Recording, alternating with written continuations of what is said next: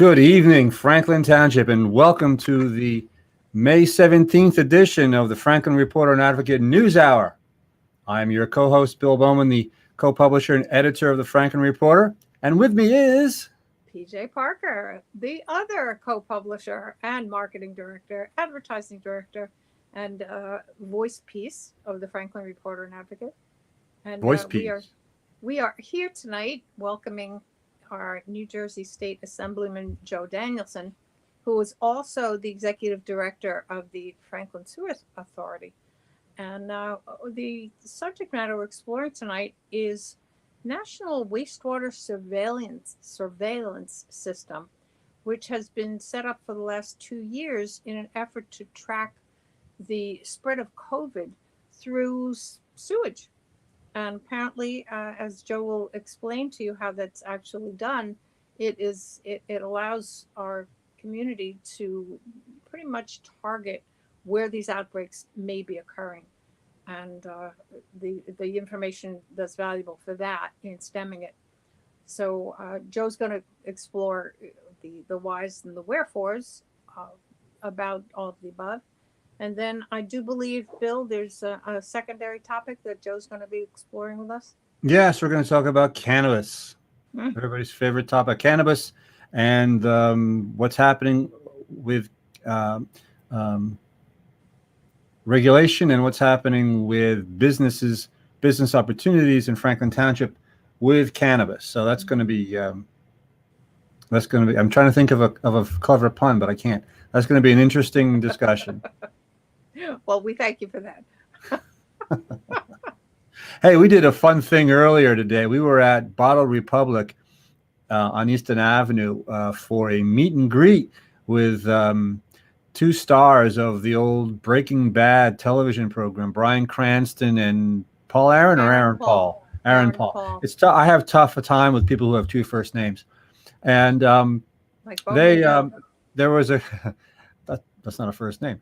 There was a crowd around. If you know that building where Bottle Republic is and the Dunkin' Donuts is and all that, the old drug fair building, there were folks wrapped around the whole building all the way back almost to the other end behind the building. 3 sides.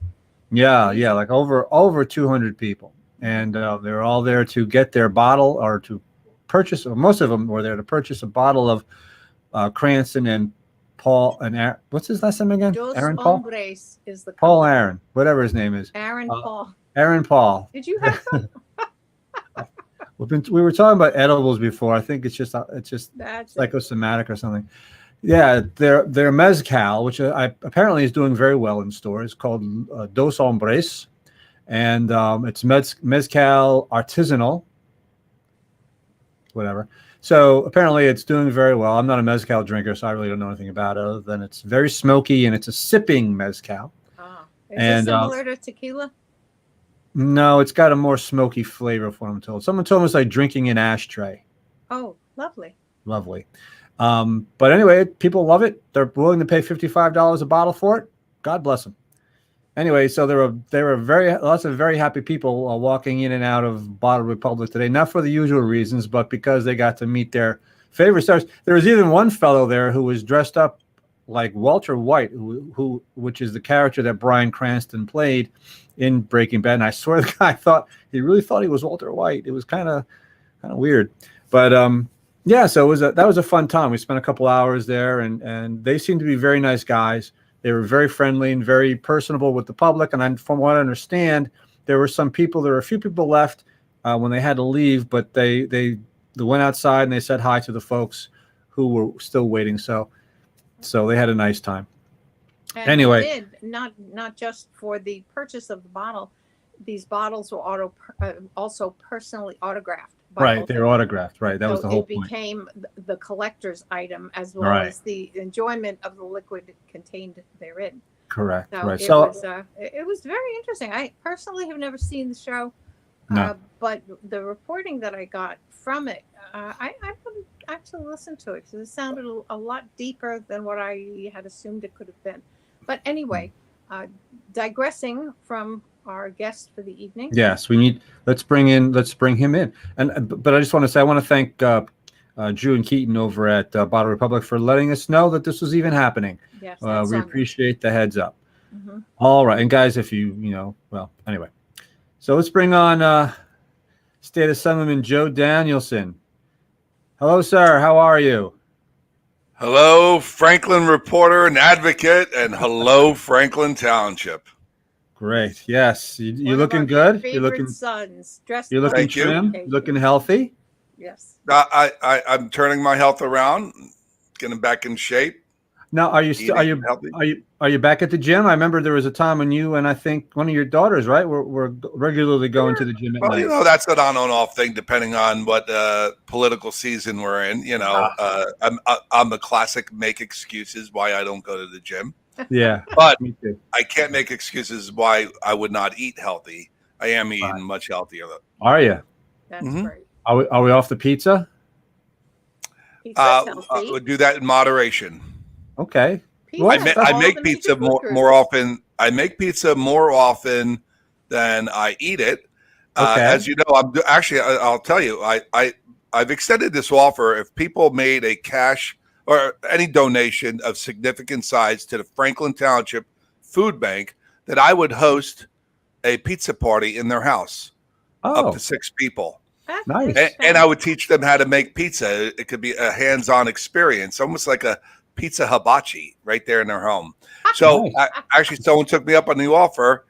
Someone from East Brunswick made a donation to the Franklin Food Bank. Mhm. And a week and a half from now, I'll be hosting a party for 8 people. I Oh, think nice. that's fantastic. And That's I great. know, Yeah. again, It's this fun. has nothing to do with what we're talking about tonight. But Franklin, Right. you But should listen, know that Joe Danielson. making homemade pizza is always a you fun do it. topic to talk about. Absolutely. And to watch people learn how to do the dough, which is the hardest part, making the dough and then stretching it out properly, takes a finesse. But it's not difficult to learn. No, it's an art.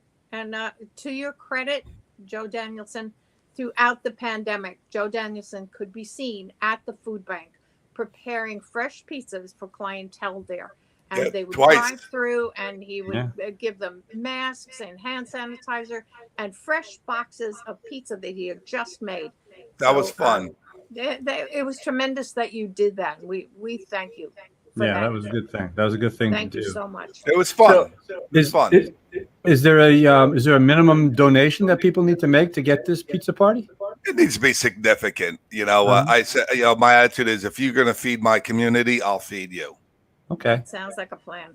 All right. Well, So- there's the challenge. I Franklin. mean, what would you pay to have a state assemblyman come to your home and not only cook but teach and host a pizza party? That's worth a lot. Wow, Yeah, that sounds but I'm not great. greedy. The food bank appreciates anything you could do. And if anyone's interested, just contact me and we'll work it out. There you go. That sounds wonderful. Excellent. Again, Joe Danielson, always at our service. It's a Always at motto your that he service. lives to. Yeah. So, All right. Here we are. Let's talk about poop. So The sewage system of Franklin Township. It's Oh Lord. Right. We're So. gonna go to Facebook jail now for that. Yeah. Well, whatever. I've been there before. For a lot less. I'm hearing feedback on somebody. Does somebody have a speaker that I'm hearing? It's you. No, it's not me. You're the only one talking. It has to be you. Well, okay. Anyway, the reason I wanted to talk about this is because, Joe, past several months, the Sewage Authority meetings that I've been covering, you've given updates on this program that the authority has been running, the wastewater surveillance thing, and and then in the interim, I've seen stories on major news outlets and in major news outlets about major cities that are actually doing this and having success in at least pinpointing some COVID-19 clusters. So take us through this for Franklin Township. I mean, I don't know if the program's still going on or not, but what was your impetus for doing it? When did it start, the whole thing? And what have you found, if anything?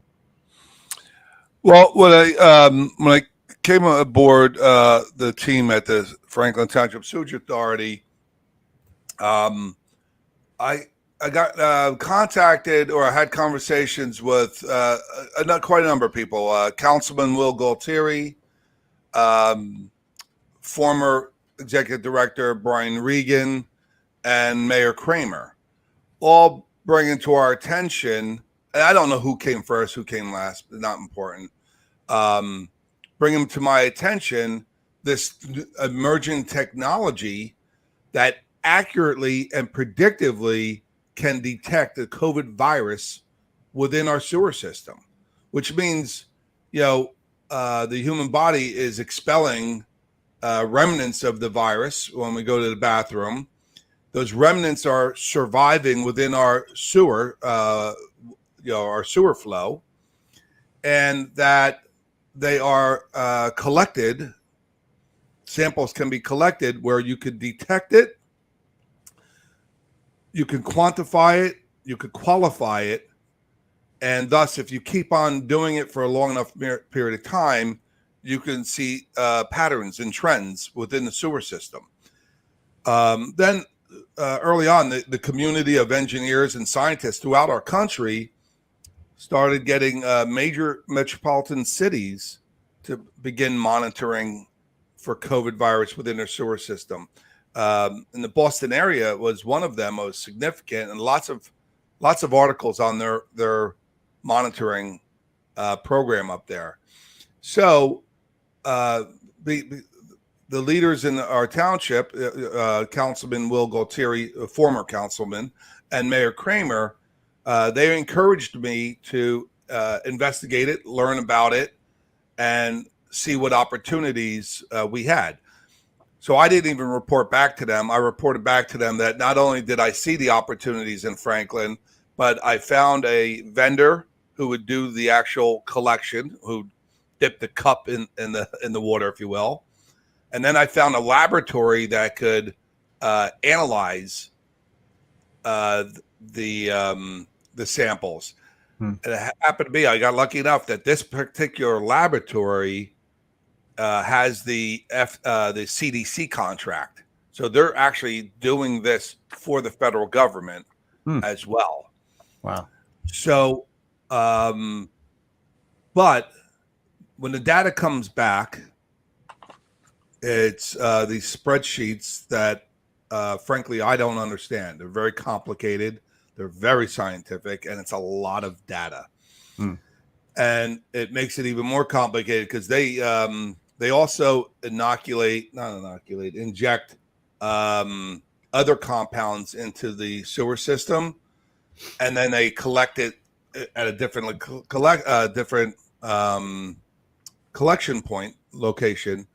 So that's their control compound that they're looking for. So if they see a consistency in that compound, or sometimes a dead virus, they know that the process is working. So I didn't know what to do with this data, but theoretically, this is what motivated me. If we can monitor sewer system and detect the virus and its levels going up or down, we also know, depending on where you collect it from, the geographic zone of the town that produced that virus. You could tell like a neighborhood where the virus came from. If you collect it at strategic points. For example, we collected samples right in front of the high school. If we collect a sample right in front of a nursing home, or we collected samples in specific neighborhoods, because there's a absolute beginning of that sewer system, and we know where we collected it, somewhere downstream. So we know all the contributors to that collection point. And that's what we did. So we made strategic decisions. Where are we going to collect it from? And then the next problem is, how do I analyze this data? Right? I am just not equipped to analyze this data. Right. Luckily, we have a treasurer in Franklin Township. Turns out Mayor Kramer is a data geek. Yes, he is an expert He is an expert at managing data Mhm. and interpreting it, and telling you what the significance of this is. Plus, he's a scientist and he's a doctor. So then I said, all right, well, we're still not there at the goal. What do we do when we know something? Exactly. That's when the mayor and I partnered up with the county health department. Perfect institution to partner up with. So the three of us have been working in partnership. So once I got my infrastructure, so I had the Franklin Township Sewage Authority staff, I had a vendor for collection, a vendor that would ship, analyze, and return results within 48 hours. Now I had a mayor that was great with data. I mean, Mayor Kramer is just brilliant when it comes to data. And then we had the county health department. So then when they were able to really become intimate with the data, I then hired an engineer to simplify it and put it in graphs that you and I could understand. So, for example, there was a period of time we saw a peak in one neighborhood or at the high school or here or there. So now we know the process is working. The mayor and Dr. Reddy find the data very interesting, but there's just not enough time. We need to collect more because also many different things affect this. What not only the location of where you're collecting, but the time of day. You're not going to collect it at 5:00 in the morning, right? You have to collect it at the right time of day when people are home contributing to the system. Then if school is out or school is in is another issue. Sure. So if school is out, we think positive results in front of the high school are going to go down, but that's going to make another area go up. Right. People, if it's a holiday, people are at home, not at work. Right. So now they're bringing more results. Is it summertime? Is it wintertime? We know in the wintertime people are indoors more and it spreads more. So you have baselines and you have trends and then you have peaks and all this stuff that people that understand data can understand. But what's unique here is the mayor and I, we're very intimate with Franklin. We know every district, every ward, every area. So we know how people live, we know how they work, and we also know how they move around town. And that's very important. So we have an extra ability to analyze and interpret this data. And Dr. Reddy and Dr. Kramer asked me to continue the monitoring program at least up until September. And that's what we're doing. Okay. Well, okay. The Now, big is question this that I have go ahead. is, once you have all this information gathered, and of course other mitigating factors, time of year affects type of foods ingested, and that may have some result change. But okay, so now we know that there's a pocket of a COVID outbreak. Then what? You have this data, you've established where it is, what it is. Then what? What can be done to mitigate that virus at that point? Can something be done? Right. So at that point, and that's where all our imagination, our creativity will take part.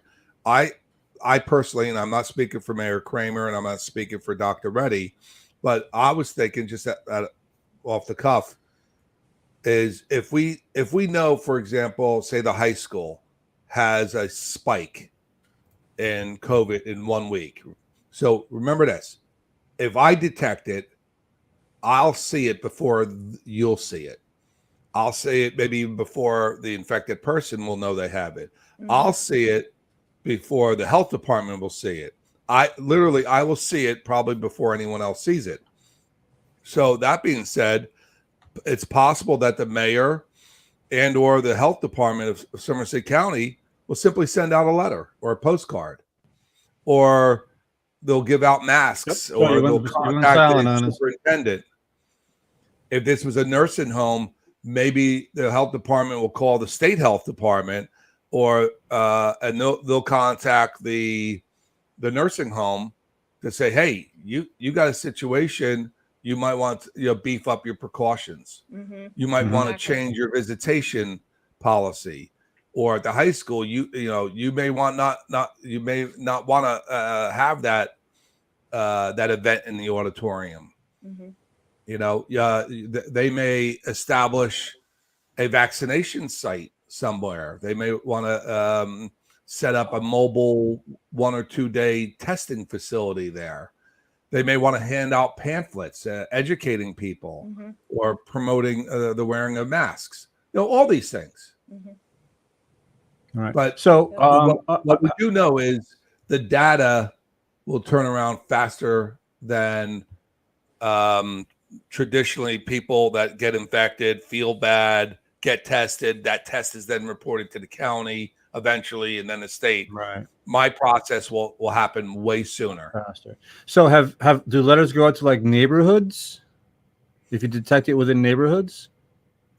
No letter has gone out. We're still learning Okay. how to coexist with the data. Okay, So, so you're what ultimately is the purpose? Obviously, I know the purpose is to detect pockets of COVID, but ultimately, so now you have this information. Now what? How does that get utilized beyond just notification via letter that you may have a problem now? Is there something that is in an advisory capacity for food consumption, or an insistence that masks should be worn? I mean, Well, how far can this be well, taken as so a preventive and a once precaution? you've determined that the data is valid, this will be one of the resources the mayor and I and Dr. Reddy will use to make decisions. It's about deploying the resources and communicating. Mhm. Mhm. That it comes down to those two factors: And is there deploying any resources way? or communicating. What about compliance? Is there any way to utilize this to insist on a compliant? Well, I'm assuming that the school system and the convalescent centers and people's private homes are all in compliance. I think it's going to be as simple as deploying resources and communicating, which could be very powerful. Mm-hmm. To get a postcard in the mail or a memo handed out to students, or a visit from the health department to one of the convalescent homes. Mm-hmm.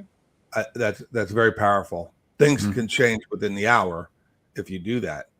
Yeah. So, but it's got to be timely. So that's why Mayor Kramer, myself, and Dr. Reddy, we have a pretty open communication with one another, and really Dr. Kramer and Dr. Reddy, they know what to do and how to do it. Yeah. So so what you're saying is this is still an experimental program. In other words, nothing has emanated from this program yet. So that's correct. In Franklin Township, it has not. Other areas, it has. I would Well, not other call areas, it. Yeah, it may be experimental for us because we've never done it before, but the technology is not experimental. No, I understand that. I'm talking about for Franklin. So it hasn't, as you said, it hasn't resulted in any memos or letters or anything going out to a high school parent or a person who lives in residential area that you've seen some evidence of COVID-19. So you're still sussing out what the data means and how reliable the data is. There was a time a couple months ago that we had what I call orange or red flags in the data, where there was a neighborhood that hit high, and there was a time the high school hit high, but we couldn't react to it because a number of things could have caused that, and So what we're going to do is we're going to continue the monitoring, and we could see it through the seasonal change from winter to spring, from spring to summer, and then go to the end of the summer when kids go back to school and people, will go back to work a little bit more or return to the office. So if we're going to, if the mayor and the, Dr. Reddy are going to deploy resources or do a mass communication or a focused communication, you're probably going to see that if it happens in the fall. In the fall, okay. Now, is that typical? Is that typical? I mean, have these cities that have done this program, is that what they've done? Have they waited that long before they started taking actual action? I'm not sure, Bill, how they did it, and I'm not sure what resources specifically they shifted around or how they communicated. But I do know within the Environmental Engineering Association, a lot of people are doing it. More and more are doing it, and more labs are doing the service because more sewage authorities are participating now. So, listen, COVID's new, this type of COVID anyway. So we're all still gearing up. Right. It's a real thing. I mean, people are still dying from COVID. Oh, sure, absolutely. And as we know by the reports we're getting, the incidence of COVID is increasing daily in Franklin Township. So we know that. Is this a pricey thing? And I assume the prices right now is being borne by the sewage authority? Entirely by the sewage authority, though the mayor did offer to have discussions about cost sharing, but it's really going from one hand to the other. Most residents in Franklin are a part of the sewage authority as customers. So, and we often do shared services or appropriation. So I don't find it important enough to ask them for money. Okay. Because the whole town is paying for it anyway. Yeah. And the whole town is benefiting from it, or eventually will anyway. So, but I don't find it expensive. I think 6 months of this may have cost, I'm guessing $7,000. Oh, wow. 7,000 to 10,000. And how often are samples taken? Twice a week. Twice a week they're being taken, and we get the results 48 hours later. And how are they doing this? I mean, they're going to manholes and opening up the manholes and putting a cup down on a string. Basically, it's a little bit more fancy than that, Bill. Yeah. Well, for $7,000, I hope so. Okay, so they're literally just reaching into the sewer through the manholes, and so I would assume that it's important to get to the stuff before it hits the processing plant, right? Because once it hits, we're far from the processing plant. So actually, it's important enough. The manhole that we select has to be a manhole that from that collection point, we know the select area, geographic area that contributed to it. So if we have something to communicate, we know all the addresses in that area. Wow. Because we're not going to send a letter to the whole town. Sure. Send a letter to that area. Right. So there is some manholes in the 4th and 5th ward, 3rd ward, 2nd ward. Where the population makes sense to do that. And I think maybe the 1st ward. I believe there's 6-8 locations that we're collecting from. But they have to be strategic. They have to be close enough to the contribution points. Right. Okay. Any thought of expanding? Any thought of expanding the number of collection points? No, and that's because of the data. So I offered, if we could save one life, who cares how much it costs, right? Yeah. So I offered that our last conference call, and Dr. Reddy said, well, it's already taken us to September before we could start communicating or deploying resources on these sites. A new site won't have the benefit of the last 6 months. True. Yeah. Right. so that it won't have the statistical trend or Right. historical data Right. that her and Phil, need. All right. So Is other this than not letters, I'm sorry. other than letters going out to the folks, do you anticipate pop-up vaccination clinics or pop-up testing clinics I being do. deployed? Yeah. Okay. I do. Yeah, I wanted to assuming we find speak. predictable infection trends.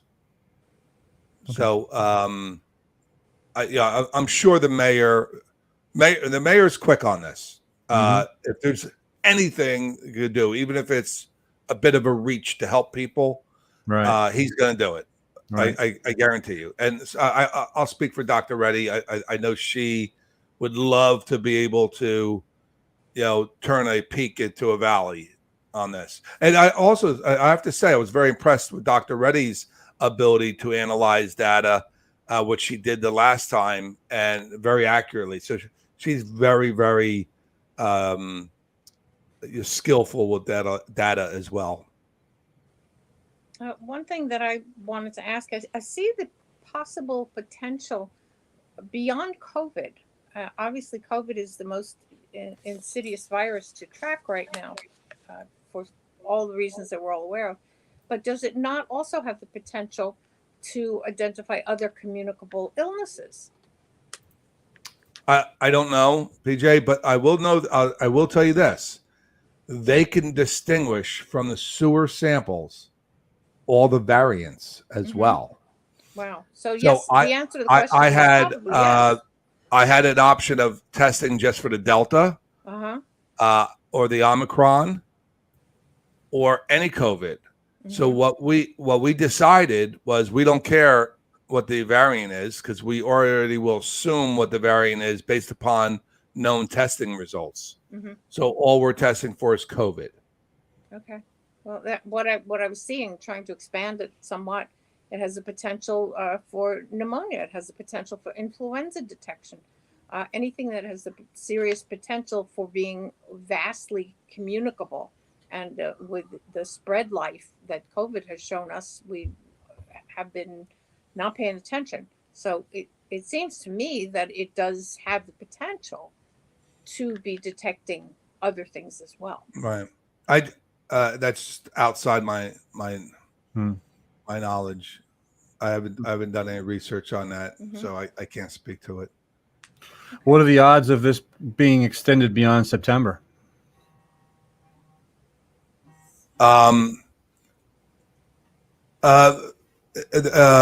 If Dr. Reddy and Dr. Kramer, Mayor Kramer, I keep interchanging Dr. Kramer, Mayor Kramer, because he wears different hats, right? Yeah. If they find the data interesting or valuable, it will continue.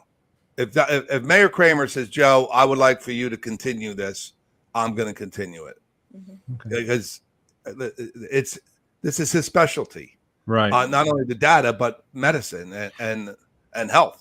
Right. And it would seem kind of a waste, not to make a pun, but it would seem kind of a waste to do this for all that time and build up to a point where you're comfortable with the data to be able to start sending out letters and memos and stuff, just to have it end when you're at that point, when you're ready to you're at an actionable point, just to have it end seems like why'd you do it in the first place?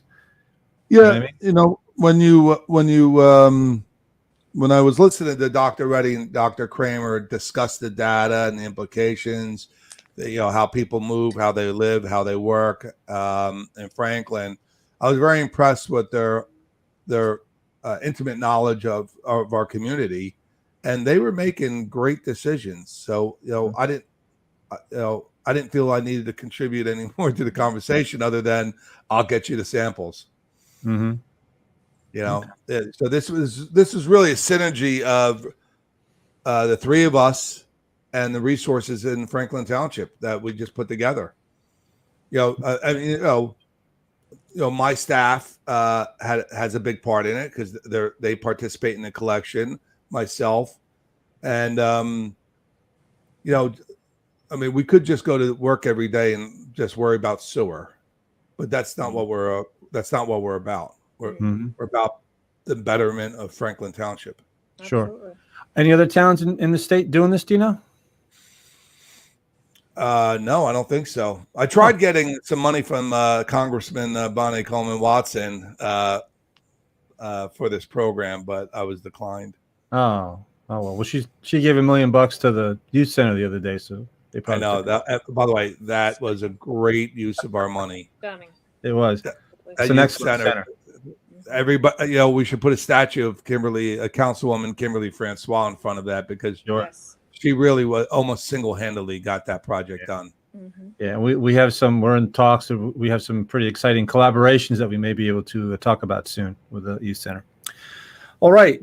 Yeah. Let's move on to everybody's favorite topic: weed, Cannabis, marijuana, Cannabis, pot, weed, Mary Jane, Mary Jane.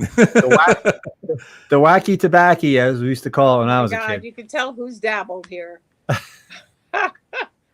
Who's Well, down with the leaf? I think Anyway. Franklin has no idea what your initial role in all of this was, Joe. You I had a was one of tremendous the influence in the crafting of the bill.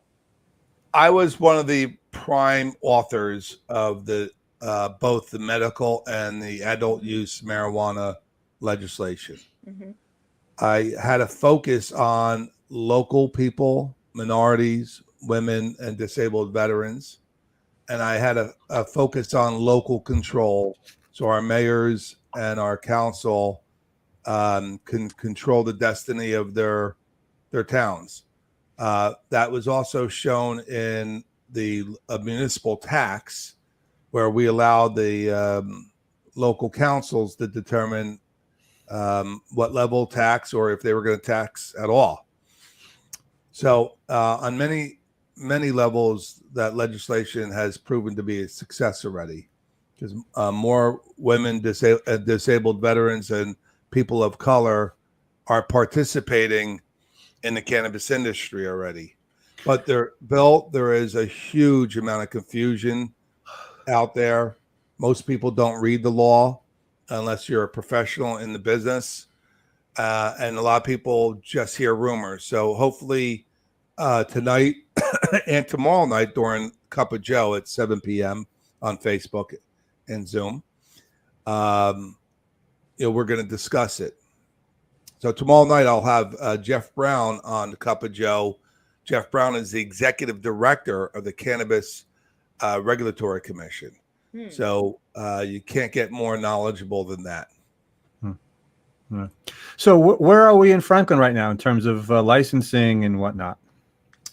Good question. So Franklin Council has been very, very smart. They opted in right away. Mm-hmm. They did not apply any restrictions outside normal zoning restrictions. So if you wanted a cannabis retail, you can locate one in any retail zone. If you wanted to be a cultivator, you can locate wherever you want that allows manufacturing. So it's all zoning use, which is so basically the Township Council has addressed the cannabis business like any other business, which was genius on their part. So what impact has that had on Franklin Township? So let's talk about the impact so far. It's all been beneficial. So we've had an increase in demand for warehousing space already, just because of the new economies in the United States.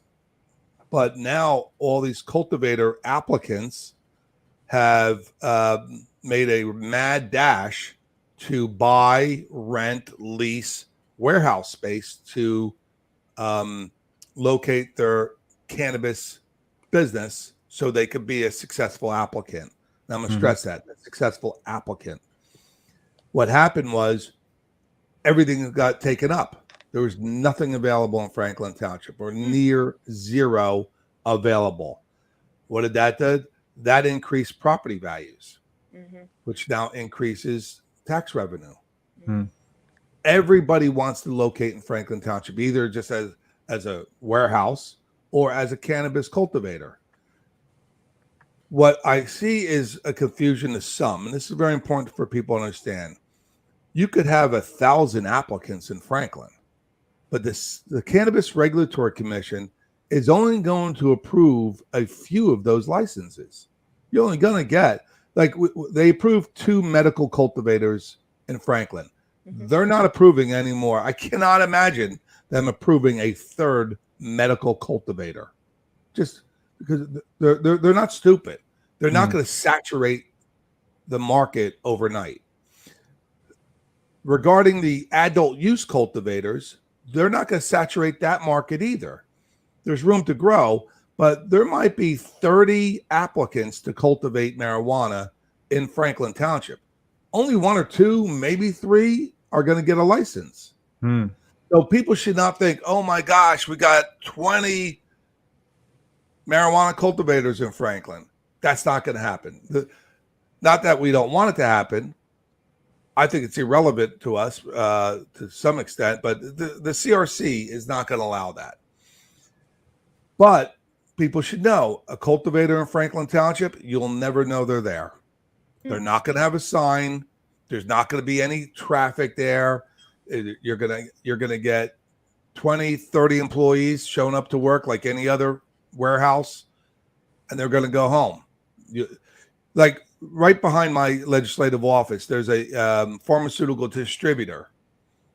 There's no way you just driving by, you know that building is filled with pharmaceuticals because they're not advertising it. I'm referring to the Johnson & Johnson building by 287. Most people will never know. So what's good for us, though, is that the fact that we have so many applicants in Franklin Township, that is really a testament to how good the Franklin Council did in promoting itself within the industry. And these are national investors, international companies, local investors, and people of hope to enter the market. Where it comes to now retail, same thing applies to retail. The CRC is going to limit how many retail locations are going to end up in Franklin through their approval process. They're not going to approve everybody, certainly not overnight. So my guess is 50, 60 applicants have probably submitted to the CRC for retail in Franklin. That's my guess. I would also guess you might see 10 of them being successful. That's it. And then we're not going to get any more. But there are so many applicants for cultivating and even retail. I've had many applicants contact me to give guidance on how to approach Franklin, but none of them can find available retail space because either the tenant was not renting anymore because they want to redevelop. The landlord was prohibited from renting to a cannabis business because of his contractual obligations to other tenants, or that landlord already had a cannabis applicant in contract. So I know at least 3 retail teams, applicant teams, that cannot find any retail available in Franklin Township. Well, that's interesting that there would be stipulations that landlords or developers or whoever can't rent space to cannabis retail operations. I'll give you an example of one of those properties. Sure. The Kmart property. Levin, yeah. They cannot entertain a cannabis lease on that property. Why not? Contract obligations to the current tenants. No kidding. Mm-hmm. Now, I wonder what. Now, just think. There's one tenant right now, and from what we understand, if I understand, yeah, I've not read their leases, but as I understand it, they cannot rent to anyone who's conducting a business that's contrary to federal law. Oh, okay, that's interesting. Right? Yeah, I mean, they probably had 10 offers for retail and probably 3 to buy property on the lot, like the Burger King. Yeah. Oh yeah, the And pad. Yeah, that's they cannot entertain any of them. very interesting. You know, and you look at the landlord on 27 Hempstead Plaza. Right. They're not renting to anybody. It's totally empty. Well, it's always shut down. I have a feeling they're going to be redeveloping that, right? Yeah, it's clear redevelopment. But then again, like we said earlier before we went on the air, there's all those empty spaces on Hamilton Street below the new apartments. Right. They're empty, but hold on, but they're empty. But you don't know that they're not in contract with a cannabis company. You're absolutely right. You're absolutely and I tell you though, if those apartments are targeted to students, man, you got a built-in audience right there for adult use cannabis. What is the age? 21 or 18? 21 and older. 21. Okay. But actually, that's not the best market. No. The best market are your senior citizens. Oh yeah, us folks. Well, they have more experience with it. Yeah. They're more mature. Right. They presumably have more money, and they have more need. For pain mitigation. Yeah. They have more need. Different for entertainment, but they have more need. I've spoken to the senior communities in in depth, and it's one of the most supportive segments of our communities, the senior citizens. Yeah, that's very interesting. Wow. So I just want people to understand. Yes, Franklin has dozens and dozens of applicants, but we're not going to see those businesses actually appear overnight. You're only going to get 1, 2, 3 cultivators. You're only going to get 5, 6, retail. They're not going to put one on every corner because remember, if they put 100 retails in Franklin, well, what about North Brunswick? What about New Brunswick? What about other surrounding towns? Mm-hmm. So CRC is looking at the map of all the towns that opted in, and they want to spread the business out over the whole state. It's 9.2 million people. Right. They can't just base it out of Franklin. So that's what I want Franklin people to understand. What is our job, though? It's Franklin, and this is what I said to Township Council, and they totally get it. Let's set the groundwork. Let's create an environment to make all these applicants have the best chance to get approved. That's our only job. Let them all fairly, equally have the best chance they can to present themselves to the CRC. After that, it's not our job. That's the job of the CRC. Right. And those commissioners, they're like judges. Like you can't talk to them. They're shielded from politics. They make their decision. Who knows what their equation is or their evaluation process? Because they're working in partnership also with the Department of Health. It's very complex, and hopefully Jeff Brown will explain a little bit more of that tomorrow night because I'm not even aware of it. I've never spoken to any of their commissioners that I know of. Okay, there's only 5. Go ahead, Pete. Question about the smoking component of cannabis. Good question, PJ. Regulations that currently exist to regulate tobacco use in public that will carry over onto the cannabis side? Yeah. Any area you cannot smoke cigarettes in, you cannot smoke marijuana. Okay. We literally reference the Clean Air Act, which is law in New Jersey, within the law for cannabis. Okay. That's good to know. Wherever it's prohibited, cigarettes are prohibited, so is marijuana. What I did do is I made sure. So they were about to make a mistake in the final hours when it comes to Title 39, our motor vehicle laws. They were trying to mirror or modify Title 39 to just add cannabis, the word cannabis, right next to alcohol, right? So I believe it's Title 39, Chapter 4, Section 51 51A and 51B.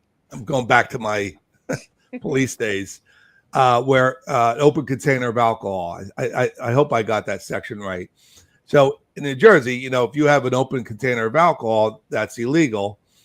Of course, if there's evidence of consumption and your behavior goes along with it. But they wanted to add cannabis in there. Well, that I identified that as a problem. Follow me on this. If you go to a dispensary and get a little box of gummy bears, right, and you're a passenger, mind you, you're a passenger, but you open up the box, now you have an open container, and you take one, but you're a passenger. Why should that be illegal? Well, it's the premise Right? of the consumption then that has to be dealt with as legal or not. Well, no. If you're not the driver, what do you care? Right? So Yeah. I saw that as an unintended police consequence that would be levied upon those that could not defend themselves. And you could read between the lines. So I objected to that, and we thus modified it appropriately, so the wording would not be included as such. Okay. Well, now, suppose somebody opens the box, throws the box away, and they have a handful in their pocket. There's no more container. That's not relevant to Title 39. Okay. What's relevant to Title 39 is if you're inebriated and driving a Yeah. motor vehicle. All right. And there's then, no test yet, is there? There's no test for inebriated highness. Not Or that I driving. know of, Yeah. but I could tell you what, I will bet you just about anything that there is major investments Oh, sure. being made in that technology, Mhm. because the first one to come out with a breathalyzer equivalent Yeah. is going to make billions of dollars. Right. Exactly. You're Billions. absolutely right. Right? I Yeah. mean, why wouldn't you? I mean, some of these labs, these R&D labs, you know, that could be just a side project, or it could be a project at a university where, you know, all you do is donate to the university with under a contract that, you know, all royalty rights are owned by the investors. That's done Right. all the time, Yeah. even in cancer. You know, Novartis bought those rights for the CAR T cancer therapy for children. So this is a moneymaker waiting to happen. Yeah. In Sure, the sure. interim, however, when You know, go ahead.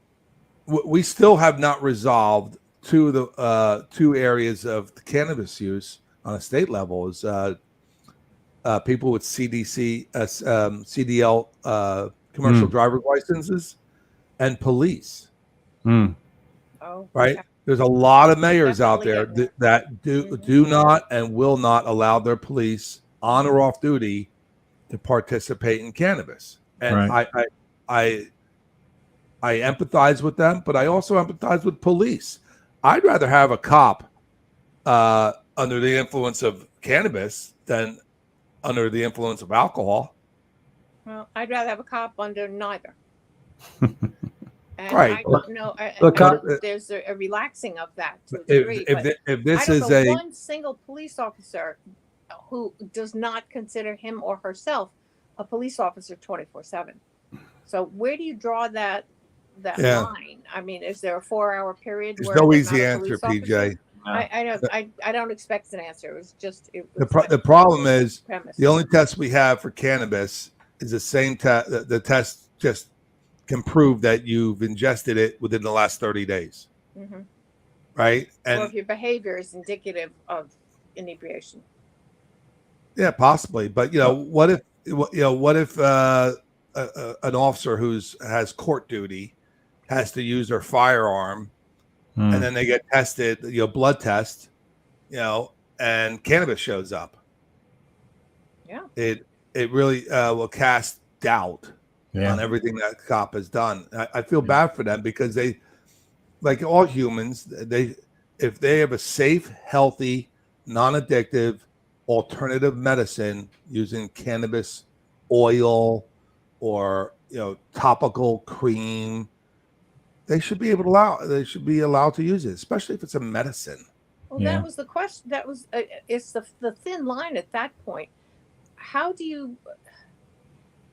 Well, you can't really discriminate at that point. If somebody's utilizing it for medicinal purposes, that has a legitimacy to it rather than the recreational side of it. Nonetheless, there could be an impairment factor, regardless of the use intent. Yeah. Well, there's also a federal law that says if you're a regular user of cannabis, you cannot possess a firearm. Well, No, that's interesting, isn't it? Well, I just went through the gun permit process in December, and I noted that on the application. Noted. It asks you, are you a regular user of blah, blah, blah, cannabis? Mm-hmm. And if I put yes, I would have been denied my permit. That's interesting. And by the way, that applies to police officers on or off duty. Sure. Well, as it should. Sure. Yeah. So these things are in Not unsettled. yet. Mm-hmm. Yeah. When do you think the commission is going to start approving retail licenses? Well, they're not compelled to do it right now because they have to finish cultivating. If you're not cultivating it, you're not selling it. Right, but what if you're a retailer who doesn't want to cultivate, but who would, whose business plan is to buy from cultivators and then sell it storefront? Right, but if the cultivators aren't up and running, you have nothing to sell. Okay. So it's a timing thing. All right. Right. Well, when do you think the timing will be right? Listen, you can't make pizza until you grow the flour. So when you're saying cultivating, you're talking about open field growth of the actual plant. Yeah, well, it's not open fields. This is all done Or indoors. contained greenhouse, however. Yeah. Yeah. Have you ever taken a tour of a cultivating facility? No. Are you inviting us? I can arrange it. I can't invite you, but I can arrange a tour. They give tours all the time. It's fascinating. I went to the one in Woodbridge. Yeah, I think that would be really helpful for us to do that. Well, so Woodbridge, so there's more modern designs than the Woodbridge facility. So now it's you'll see these multi-level, two or three level racks that are movable. They make use of every inch of the facility, and they're all now on LED lights, which are extremely expensive, but they save the money on the electricity, so it's not as hot in there. It's not as expensive, and the ventilation is easier. And then you'll see different rooms from the seedlings to the potted plants to the production. Then you have the drying area, and then you have the pruning area. It's fascinating, and I'd love to do that. They're growing 24 hours a day all year long, but it's still more expensive to grow indoors than outdoors. Or you have environmental conditions that you have to control more. Right, but what'll happen, my guess is, if the federal government lifts or reschedules cannabis, what you're going to see a shift of cultivation from these indoor places to the southern states, where their land is cheap and they could grow. Outdoors, you mean? Yeah. See here, what could go here wrong? outdoors? Yeah, in New Jersey, you can only get one grow cycle out of cannabis. It'd be crazy, yeah. Unless you do it indoors, but indoors is expensive. If I'm so is there? I guess there must be a federal law if you're a retailer in a state where it's legal that you can't say send out to California to get some product. Oh no, that you're not supposed to. But I know there's companies in California that are shipping their product to New Jersey. I mean, not to my home, but I know a friend who knows a friend. I know a friend who knows a guy. So they're online. A guy who's got a thing. So literally, there's a major company in California that you literally put cash in an envelope with a little piece of paper, what product you want, and then they ship it to you. Wow. I don't know how they get away with it, but they're doing it. There's going to be a lot that we don't know about. But now is that illegal or just you're not supposed to do it?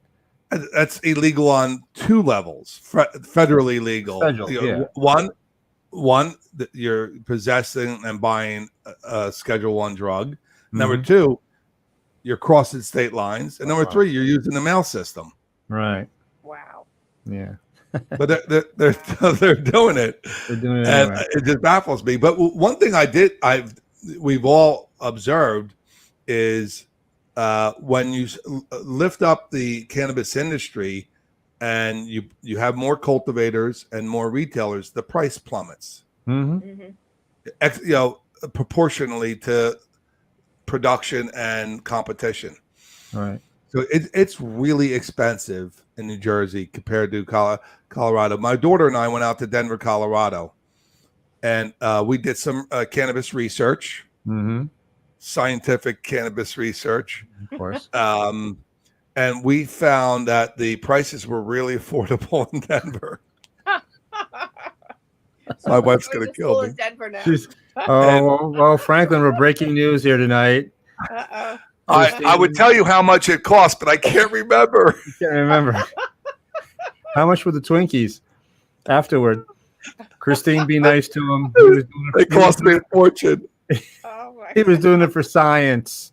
Yes, this is true. I was investigating. You understand?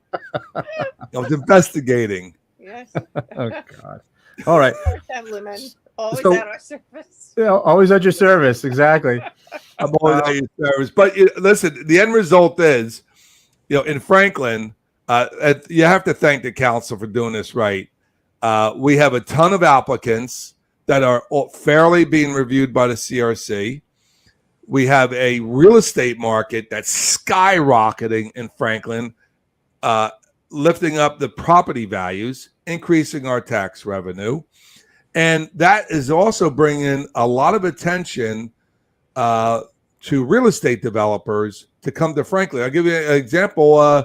You have Jiffy Road, Commerce Drive, that area, Clyde Road. Mm-hmm. You have World Fair Drive off Easton Avenue. You have Cottontail, Belmont, Schoolhouse Road, Randolph Road, and Campus Drive. All those streets have multi-million-dollar investment teams that have been spending money in Franklin for a year or two because the council passed the appropriate resolutions over the last year or so. So kudos to them. Well, now, the other hand, the other side of the coin on the warehouses is there's a lot of folks who are getting a little upset about how many warehouses are being thrown up in Franklin. I mean, they're talking about, tearing down trees and covering with asphalt and impervious surface and all that stuff. And, Franklin already has a very high runoff rate, as we saw, I guess, earlier this year, late last year with a study that was done. Sure. So I totally understand where these people were. I was in that frame of mind also in 1997 when I first went on a planning board. As you know, I spent 14 years on the planning board, and I was so anti-development. Mm-hmm. But here's a fact. Depending on how a lot or land is zoned, they have the right to use that land as it is zoned. Right. Now, where's land? Somerset Run. Everything on Davidson Avenue. That's land I played on that used to be woodland, used to be farmland. Canal Walk, Somerset Run, Summerfields. That was all land. I was hunting, chicken farms and regular farms. But if it's been rezoned, that means you planned on those trees getting cut down and something being built there. That's just the zoning. You can't blame the builder for coming and building a warehouse. Now, let's talk about warehouses. That's actually one of the best businesses to have in town. It's a low impact, right? Compared to, say, a mall or an office building, right? You have a lot of trucks, but you don't have a lot of people, a lot of cars. A lot of traffic, right? Right? It's almost 100% net on taxes, right? Versus putting houses there where you have traffic and children and contributing to our school taxes.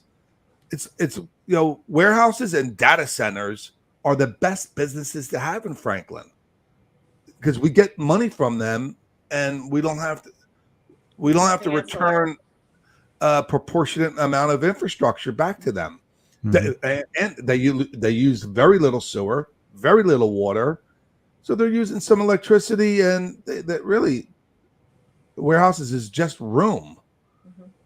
That's it's not a bad business. It's one of the best businesses to have. Yeah. And Franklin geographically is good because we not only have Eastern Avenue and Route 27, but we have 287 here. We have huge amounts of electricity and bandwidth in Franklin Township. Electricity and bandwidth are key. Plus, we have the highway. We are perfect for warehouse and data centers, and so's Piscataway, which is why Senator Smith made darn sure that PSC&G pulled power lines across the river, extra power lines across the river to Piscataway. So they want to attract warehouses and data centers also. I mean, they're begging them to come to Piscataway. Interesting. As we should be.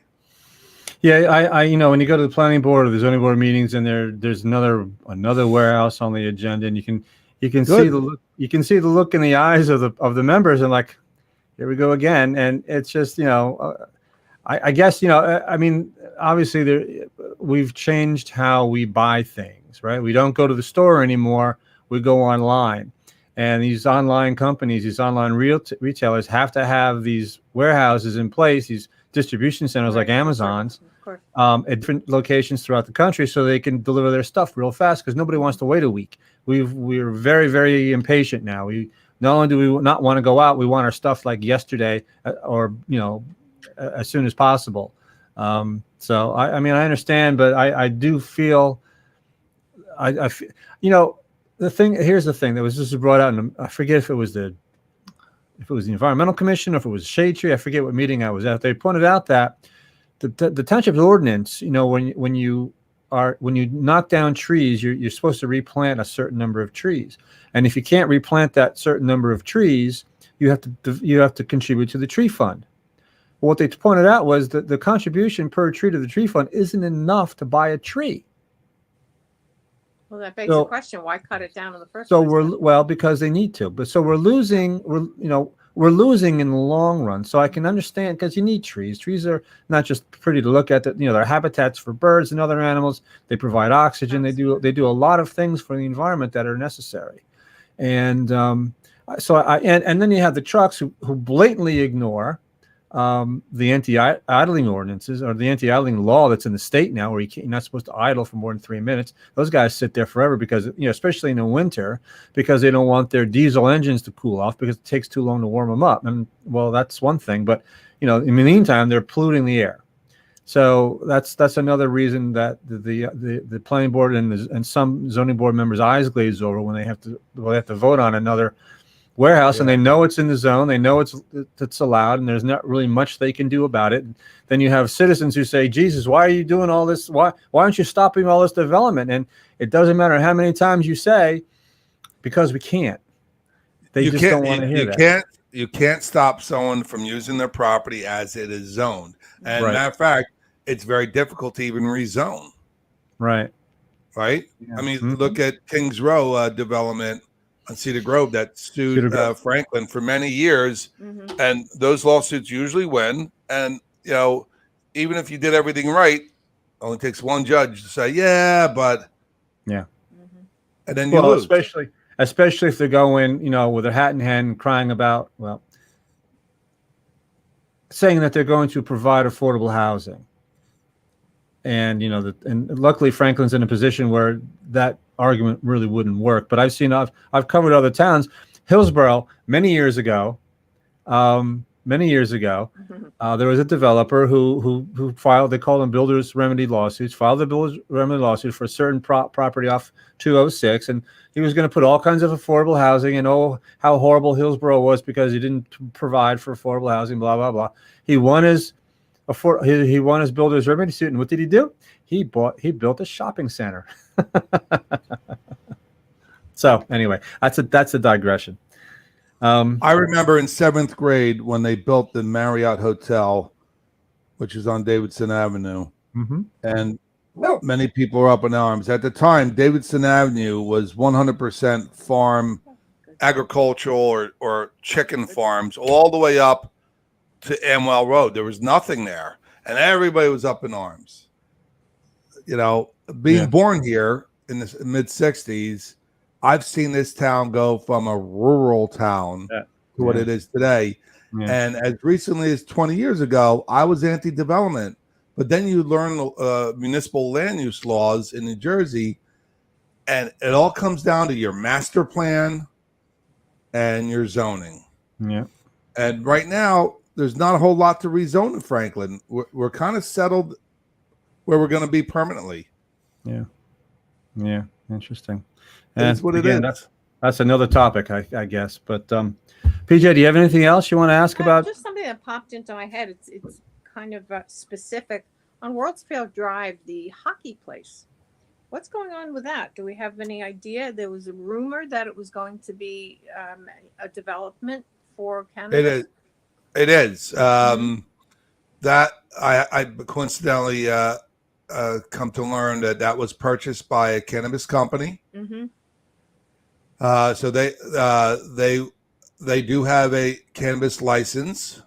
Has not been converted to an annual license yet, but that's still, even though they own the building, it was purchased by a real estate developer who has experience in the cannabis industry as a multi-state operator. But that doesn't mean you're going to get a cannabis company there. What these companies could do is simply get their license awarded to them, and then they turn around and sell it.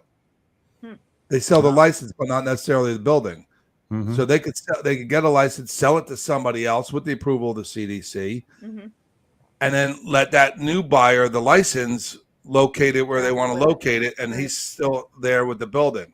So I do know this, regardless of if he uses it for cannabis or not, he will do something interesting with that building. Meaning, if you don't see cannabis, you're going to see another use of that building. Mm-hmm. I was led to believe that the licensing process included where you're going to put it, and I thought that was part of how you got a license. It didn't seem like when you convert it from conditional to an annual license, they do want to know where you put it, but that doesn't mean you can't apply to move it. Okay, like similar to a liquor license. Yeah. All right. All right, Paige. Follows. It's all good news, Bill, PJ. This is all good news. Franklin did a good job. There's other towns around us that did not do a good job. No, they're going to pay. They're going to suffer, I should say. Franklin is ahead of the pack. Ahead of it. Absolutely. The Township Council should be applauded for their maturity, for their ability to educate themselves and to integrate with the business community to increase our tax revenue and our property value. Right, and if people don't realize that there is the township will be collecting tax money on transactions in the cannabis business in town on various levels, not just you go in, you buy some weed and then you walk out and they get a tax on that, but from the cultivator to the processor to the wholesaler to the retailer to the customer, they get a piece of the yards.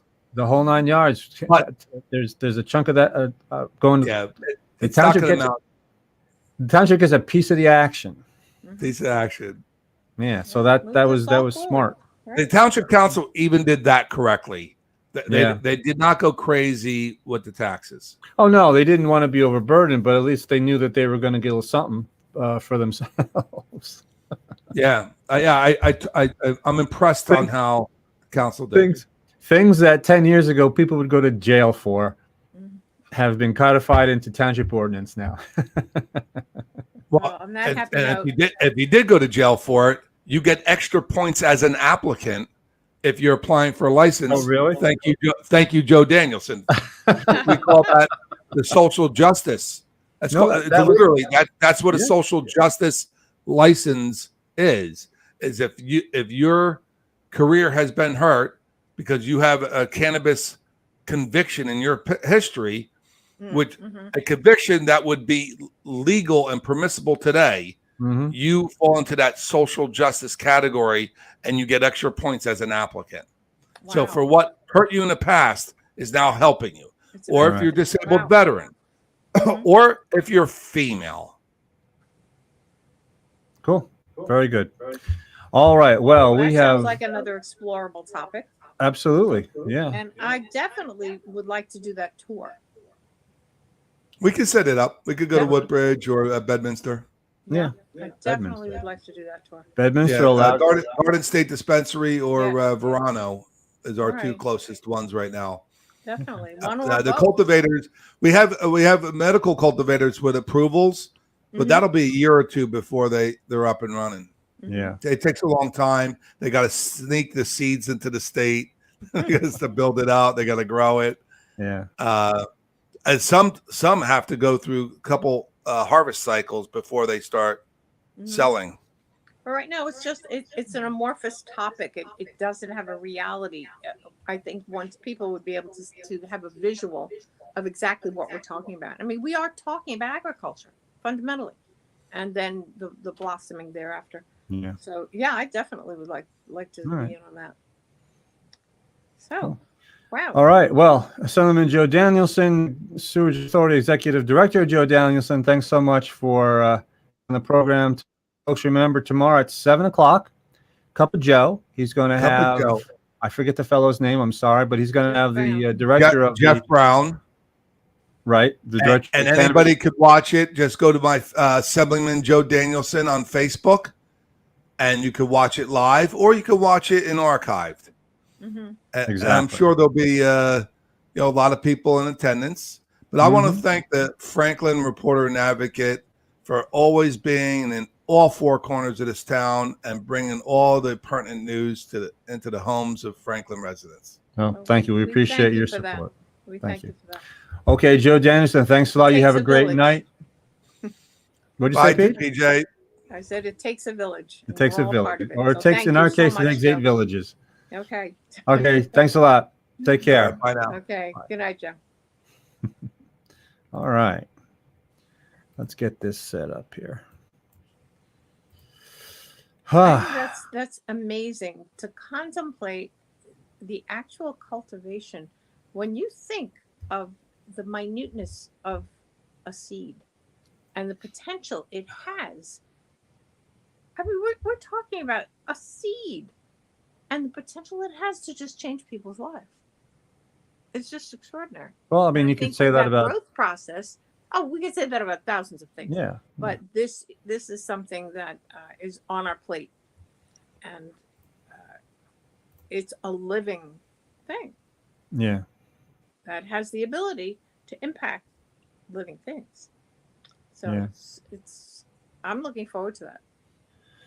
I took a tour a few years ago of the, and I have photos, and I did a story on it of the cultivation of the medical cultivation. Mhm. Well, the medical plant, I guess you call it, in Woodbridge. I mean, they grow it and they sell it there.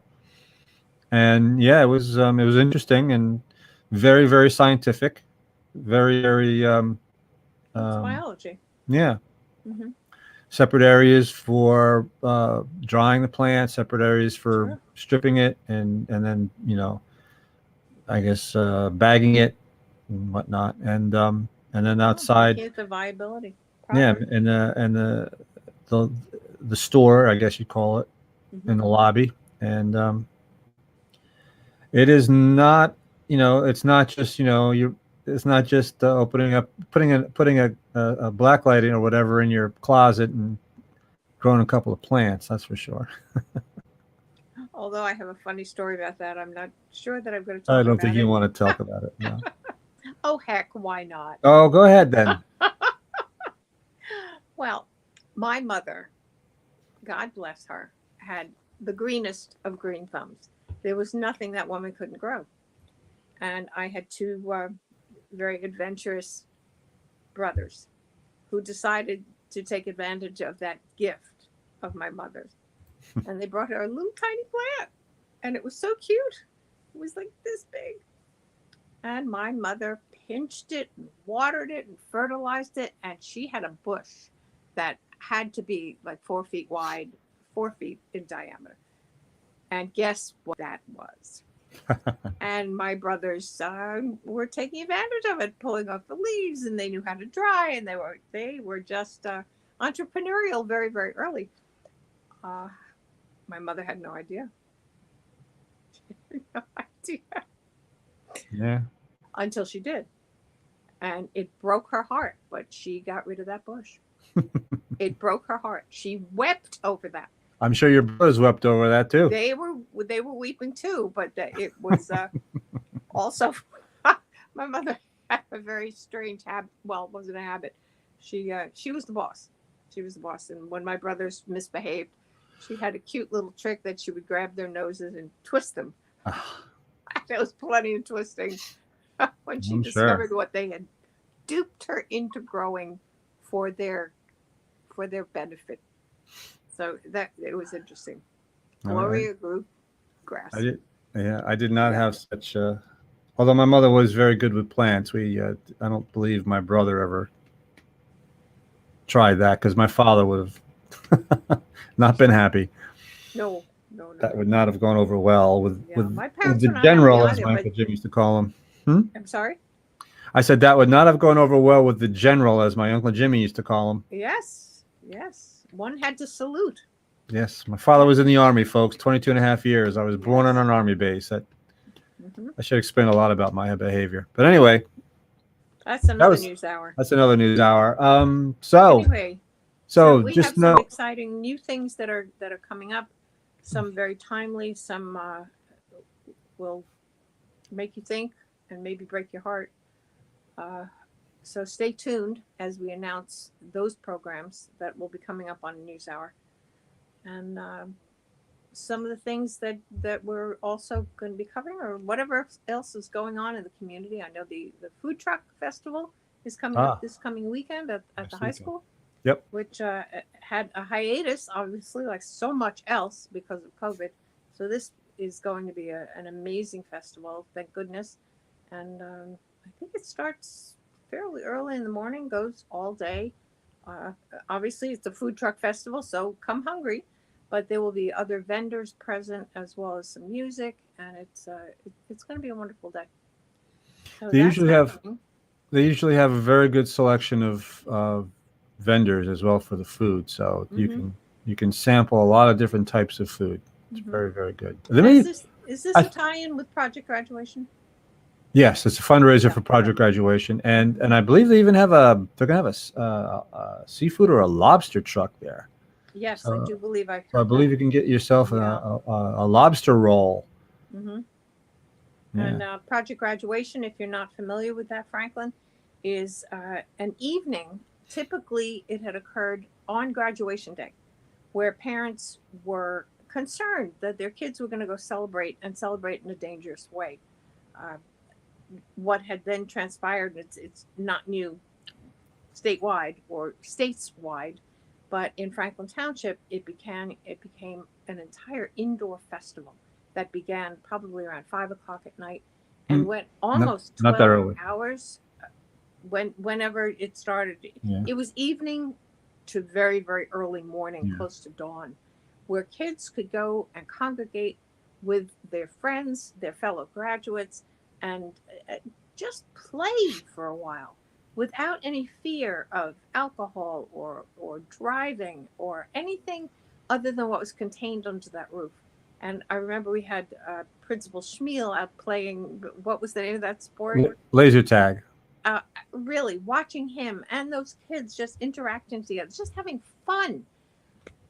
There was nonstop food. Oh my gosh, from the minute you walked in, and then I guess around 4 o'clock it switched from dinner snacky kinds of food to bagels and coffee and all sorts of good stuff. It was just amazing. The gymnasium had and I don't know what the collective name for it was, but those gigantic rubber toys and gymnasiums that you could bounce on, and kids jumping up and down.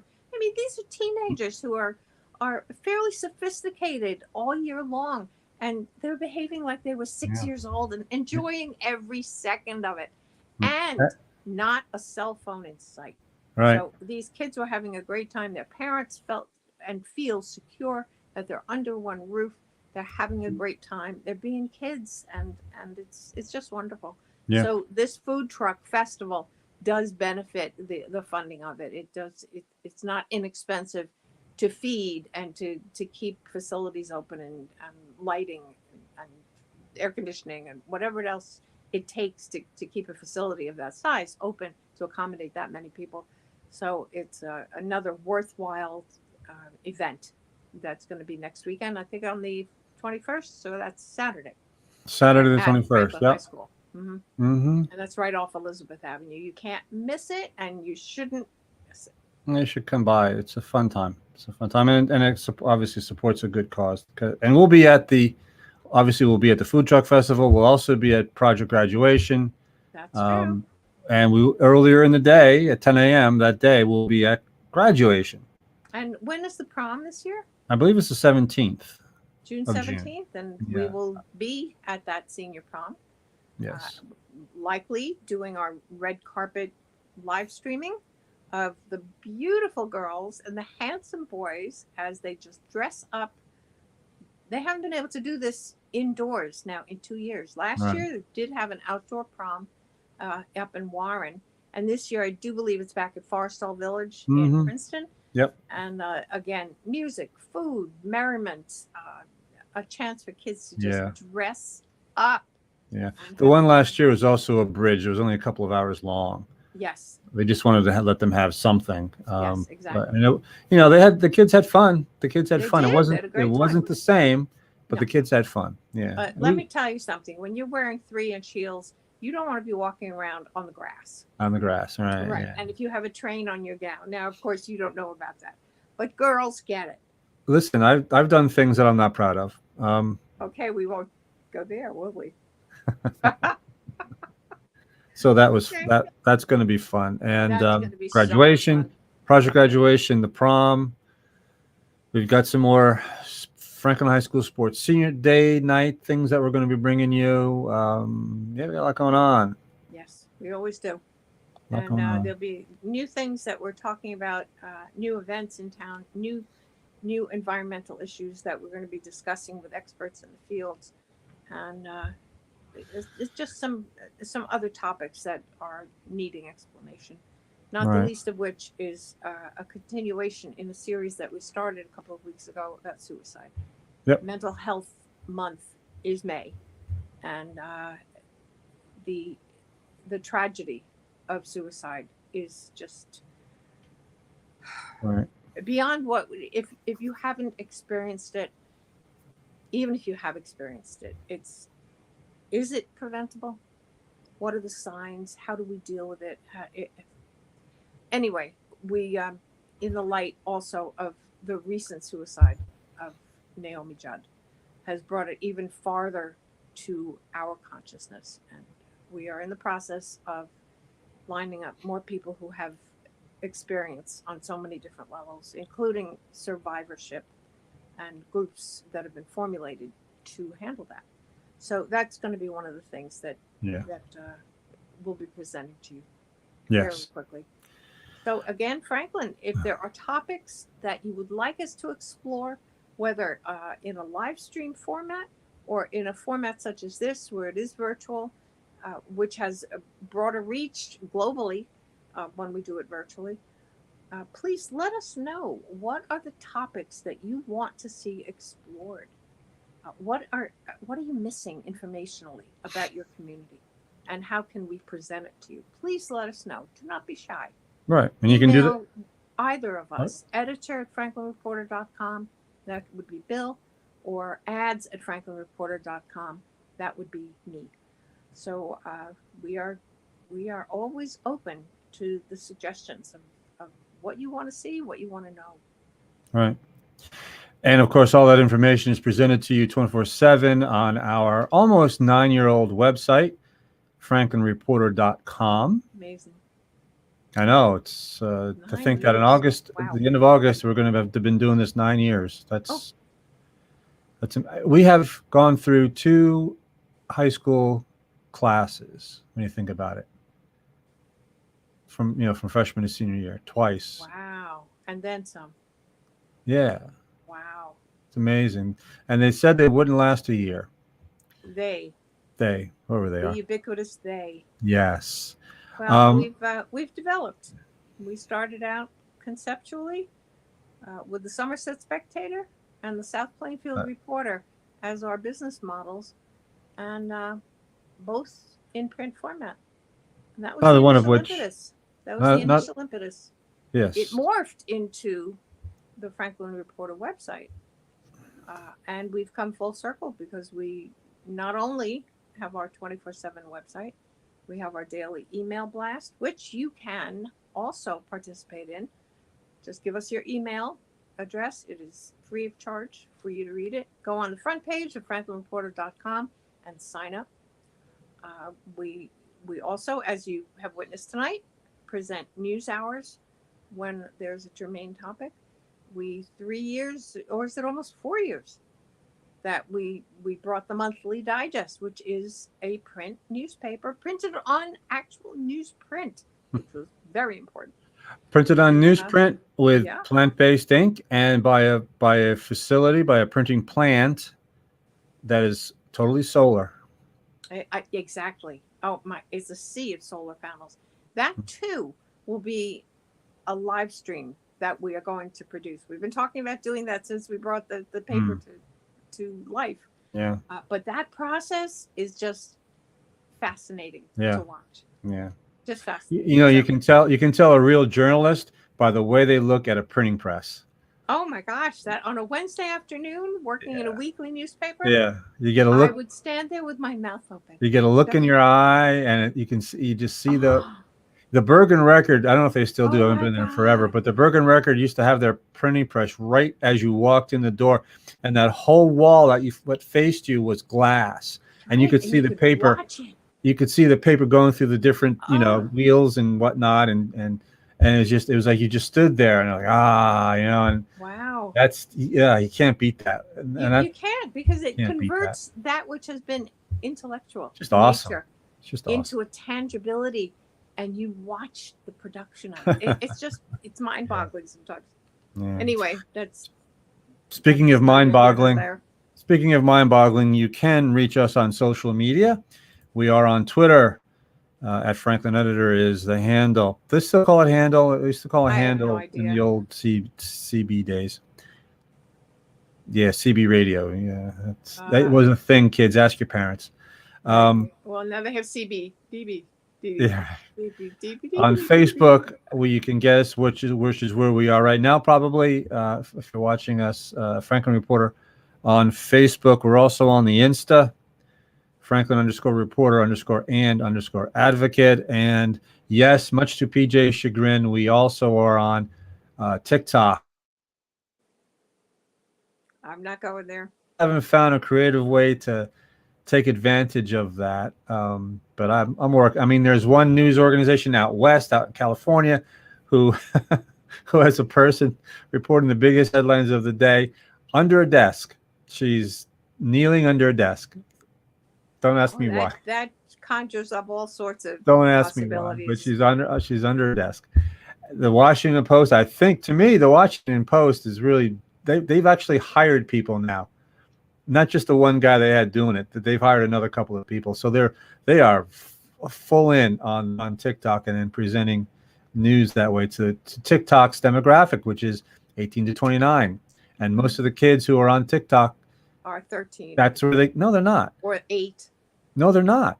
That has changed. That's a misconception. They are not that young. Okay. 18 to 29. You can tell we've chatted about this. 53% of 18 to 29-year-olds get their news from TikTok. And you want to see what's going on in Ukraine? You go on TikTok. You've got live streams coming from Ukraine, or people who have been in Ukraine. Live stream from many sources. You've got live stream from. I mean, I was watching protests before Putin shut everything down. I was watching protests from Moscow. I mean, it's becoming quite the source. Quite the source for news. So, and the Washington Post has taken full advantage of it. And the fellow they have running their TikTok operation is really, really creative and really funny. And he's giving you the news. You don't realize you're getting the news, but he's giving you the news. and it's it's a great way to absorb it for folks who don't consider themselves newsies. But anyway, so we're on the TikTok too. Okay. Is that a prognostication for the trending Bill Bowman? I'm on not TikTok? I'm not that funny. This guy dresses up in costumes. There's this trend now. This trend now that I guess because of the Johnny Depp Amber Heard trial that's going on. I'm not following it at all. Okay, well, neither am I too much. But apparently, Johnny Depp's one of his most famous characters is Jack Sparrow from the the pirate story, right? Pirates of No, not Pirates of the Caribbean. Pirates of the Caribbean, right? So the whole series of movies, Jack Sparrow, Yeah. and he plays the part like he's drunk, like Jack Sparrow is always inebriated, and he moves and he does things in certain ways, and he runs really with his arms askew and his and his hands like this and everything. So there is this trend now that people are running like Jack Sparrow. And people are taking, there's a guy on a treadmill doing it. So this fellow in the Washington Post, he and this other people who do it with him did this Jack Sparrow walk and run, just to do it. Anyway, they're very funny. Anyway, got to be there. I was an Edward Scissorhands fan, and that's as far as it went for me. I didn't like that movie. Oh, I loved it. But anyway, we digress. One of the things we're probably talking to ourselves by now, huh? One of the things that we are really proud of, Franklin, if you go to the Franklin Reporter and Advocate front page, franklinreporter.com, we have a little rectangle that is surrounded in flags. And in that rectangle, there's a drop-down box in which you can translate the Franklin Reporter and Advocate website into 100 different languages. And in a community as diverse as Franklin is, to be able to reach a community whose language is Urdu or Hindu or Hindi or any number of 100 languages, of course, French, Spanish, so many different languages to address the community that we serve in Franklin Township. It's an honor for us to be able to offer that to you. We've been told the translations are excellent. Yes. So if your language is not English, please navigate to the front page, franklinreporter.com, and click on that box. It will drop down into 100 different languages for you to choose yours. So wherever you or your family are in this world, I'm sure one of those 100 languages may be yours. Yes. And Cody says, do it. And before we go, I just want to say, folks, you can continue the mission of the Franklin Reporter and Advocate in a couple of different ways by subscribing to the website. It's $37 a year. That's about 10 cents a day. Or advertising. If you have a small business, we have advertising opportunities not only on the website but also here on such things as the News Hour and our live stream, the morning report that goes out at 5 a.m. every day with the top headlines, and our newspaper, which oddly enough is becoming more and more popular with advertisers. People are requesting their ads be placed in the newspaper, which I think is wonderful. I think people are. I totally agree. Yeah. And again, yes, of course, support local journalism, because we're happy to feel that we are a vital part of this community. And from day one, the mission has always been to highlight what's excellent and what's honorable, to bring Franklin to Franklin. And the fact that we seem to achieve that, you are benefiting as an advertiser on the interest of the Franklin Township community to know what's going on in their community, from schools to how your money is being spent, what development is going on. As you just heard from Assemblyman Joe Danielson, brand new industry that is going to be really finding a home base in Franklin Township. If you want to know what's going on in your community, the Franklin Reporter and Advocate news family is where you're going to see it. So your advertising is seen by those who want to read what we're providing for our community. Right. On that note, please let us know if there's news. It's two of us. We Right. are everywhere. We're told we're everywhere. And we try to be everywhere, but there may be some place that we aren't that you know about. Please let us know so that we can follow through. Yes, absolutely. All right, folks. Thanks very much for tuning in or for watching the archived video of our discussion with Joe Danielson about the wastewater maintenance program here in Franklin Township and the budding cannabis industry in Franklin Township. So, as usual, Franklin, until we meet again, you stay safe. Slava Ukraine. PJ, say that thing that you always say. And what PJ says is, this is PJ Parker from the Franklin Reporter and Advocate, and we will be back. We will.